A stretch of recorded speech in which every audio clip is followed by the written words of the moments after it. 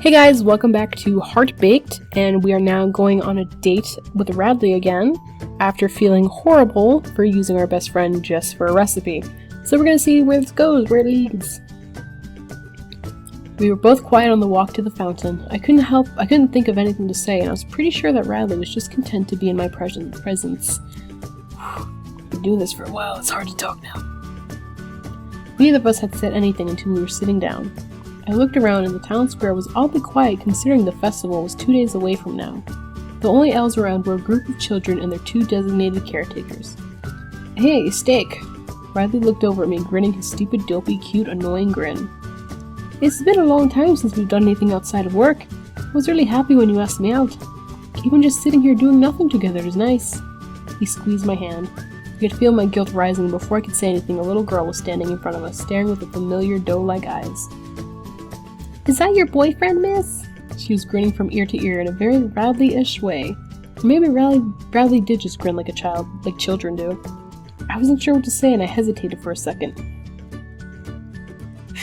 She isn't my girlfriend yet, but I'll tell you a secret. He leaned forward on the bench and his eyes had that mischievous glint I knew all too well. One day I'm going to marry her. Aw, that's so cute. What? That was the last thing I was expecting, and it caught me even more off guard than the girl's question. The little girl squealed and let out a few giggles. Cute, you two are cute. Can I come to your wedding? Sure, Radley. The little girl ran away giggling and I stood up from the bench. He jumped up and grabbed my hand before I could walk away.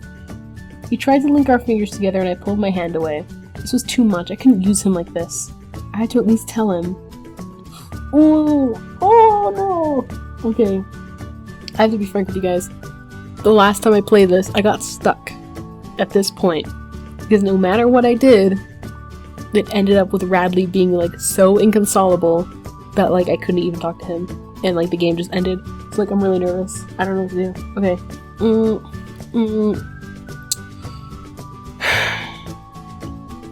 Okay, I'm just gonna do... I don't think we feel the same because that seems the least like, you know, because it's not lying. Like, she is developing feelings for him, but like she doesn't know how to react to them. Okay. Rad's look. I don't think we feel the same way about each other. That sounds like you're unsure. He gave me that same dopey smile and I looked away. I paused to think about how I should actually phrase this. I asked, I'm gonna tell him anyways. Dang it. I asked you out because of a recipe in my grandmother's cookbook. It's a cake and one of the ingredients is love and... I'm so sorry, Radley. I've been such a bad friend. I've been trying to trick you into loving me and... Mistake. You didn't have to trick me to love...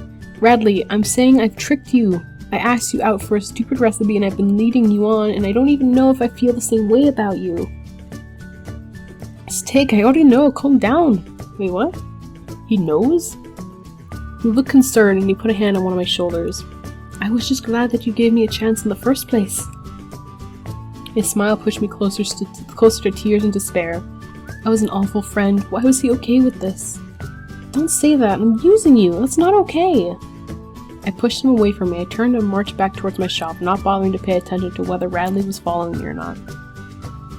I charged into the shop and locked the door behind me. After taking a few calming breaths, I made my way up to the room and tried to keep myself from crying.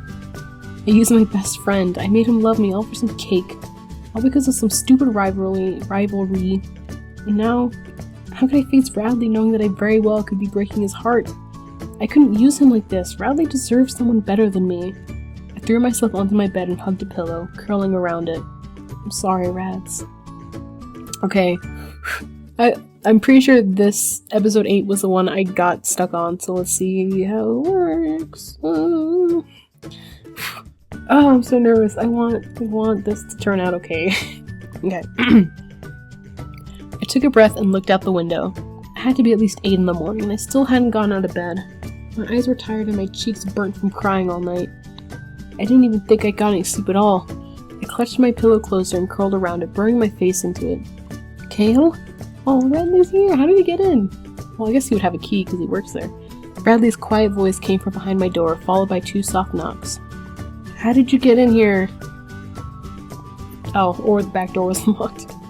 You left the back door unlocked again. He sounded upset, as he should be. I would be upset if someone did the same thing to me. He tried to open my door, but luckily I didn't forget to lock that one. Go away. Come on, Steak, talk to me. He whined, though it wasn't his usual playful whining. No. Steak, please. No, go away. I heard a shuffling noise that was followed by a soft thump. I'll be here when you want to talk. Was he sitting outside my door? I let out a small groan and rolled over to face the wall. I was hoping he would have just not come today. I heard a quiet humming sound and realized Bradley was singing to himself. The tune was familiar, and I recognized it as a song his mom used to sing to us whenever one of us was crying when we were little.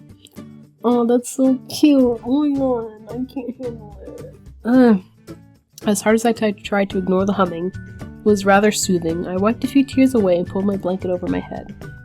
Bradley, just go away. The humming didn't stop. I wasn't even sure if he heard me. He didn't leave. I spent half an hour laying in bed and trying to ignore him, and eventually I fell asleep. I woke back up around noon, and he still wasn't gone. Bradley, just leave already! I called out, groggily peeling myself out of bed. Nope, not until we talk. His voice had become cheerful at some point during the day, and I only became more and more miserable. How could he be here, trying so hard to talk to me?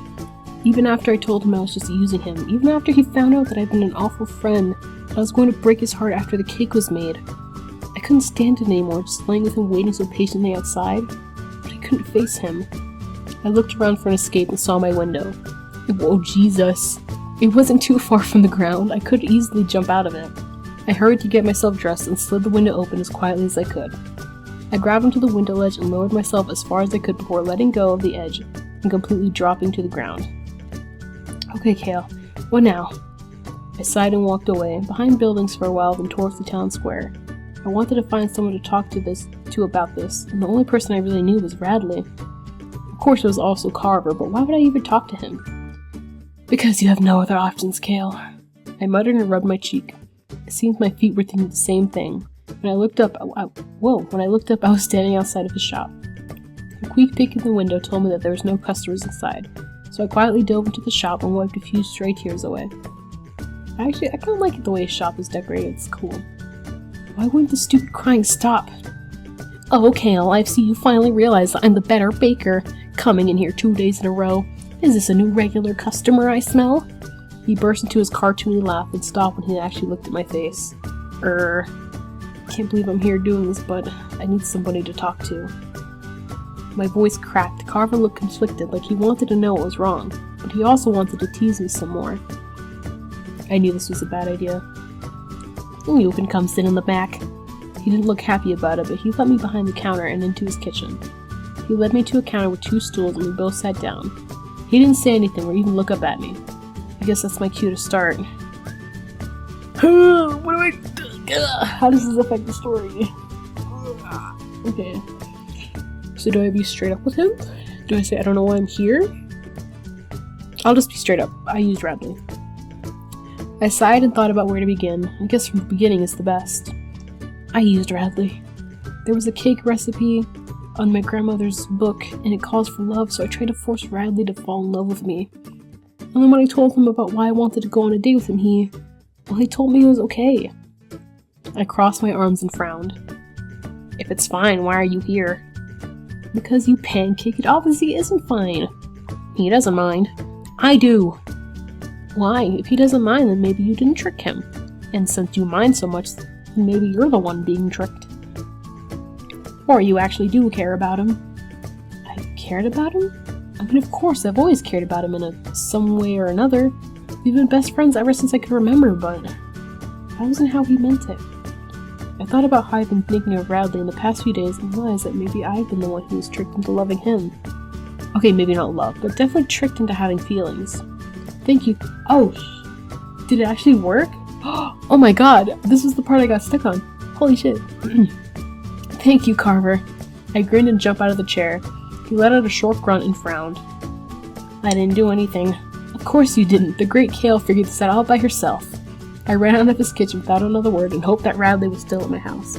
Oh my god, guys! I'm actually really happy I've never been this far. Oh my god.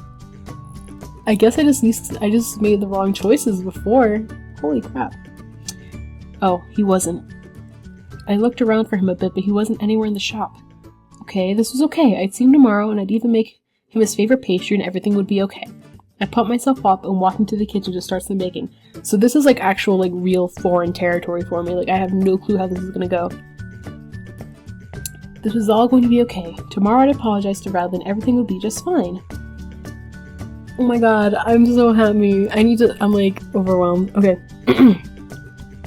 Okay, so I'm gonna stop the episode here. Tomorrow we're going to apologize to Radley. We're gonna see what happens. I literally have no clue what's gonna happen at this point. Okay. I'll see you guys in the next episode. Bye!